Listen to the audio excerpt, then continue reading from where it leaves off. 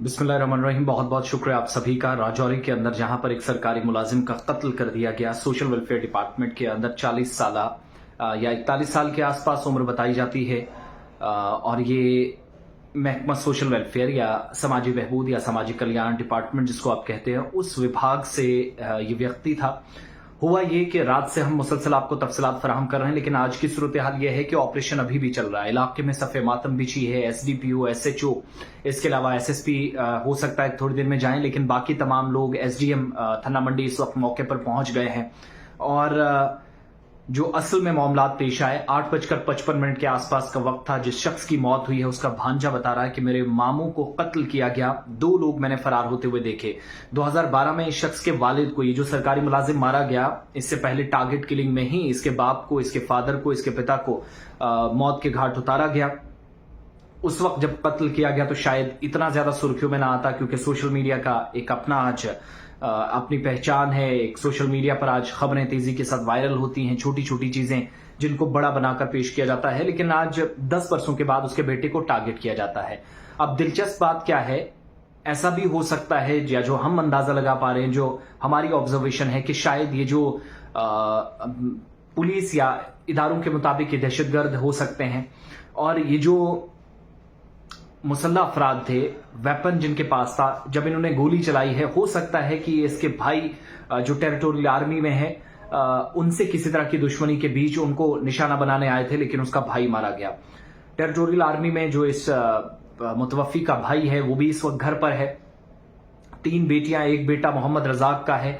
और ये social welfare department में तवील मुद्दत से खिदमत अंजाम दे रहा है, सरकारी मुलाजिम है, सोशल वेलफेयर डिपार्टमेंट के अंदर काम कर रहा है। ये टारगेट हुआ है। वालिदा या उसके जो भाई हैं, बाकी कजन्स वगैरह, वो ये बता रहे हैं कि 2 लोग उनने फरार होते हुए देखे, और जो भांजा उनका, उनकी जानिब से भी बताया गया।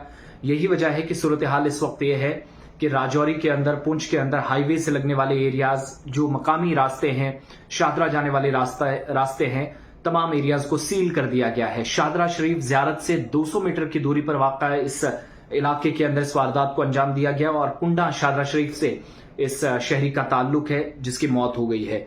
गोली लगी है। जो इनिशियल डिटेल्स हैं कि उनके जो शूट किया गया है वो एक तो चेस्ट में और एब्डोमेन में कुछ गोलियां लगी हैं, या पेट में कह लीजिए गोलियां लगी हैं।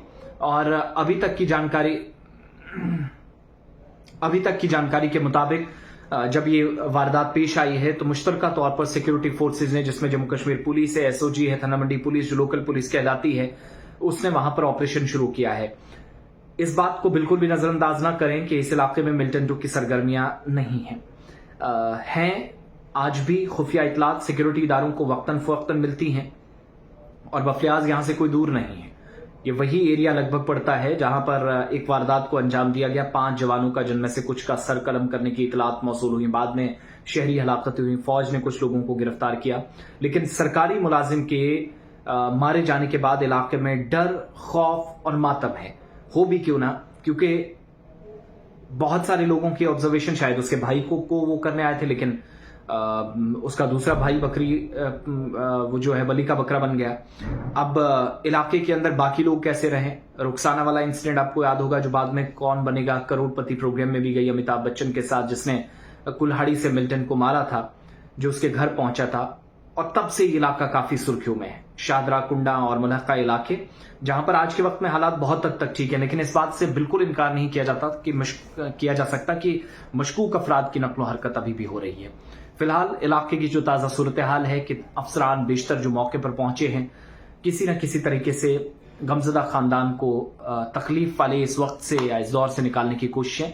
लेकिन सूरत हाल ये है कि मुकम्मल तौर पर अभी सब चीजें ठीक नहीं हो। डर है, खौफ है, फिजा सोगवार है, आहो पुकार इलाके के अंदर है। और हो भी क्यों ना, क्योंकि एक शहरी का कत्ल किया गया है।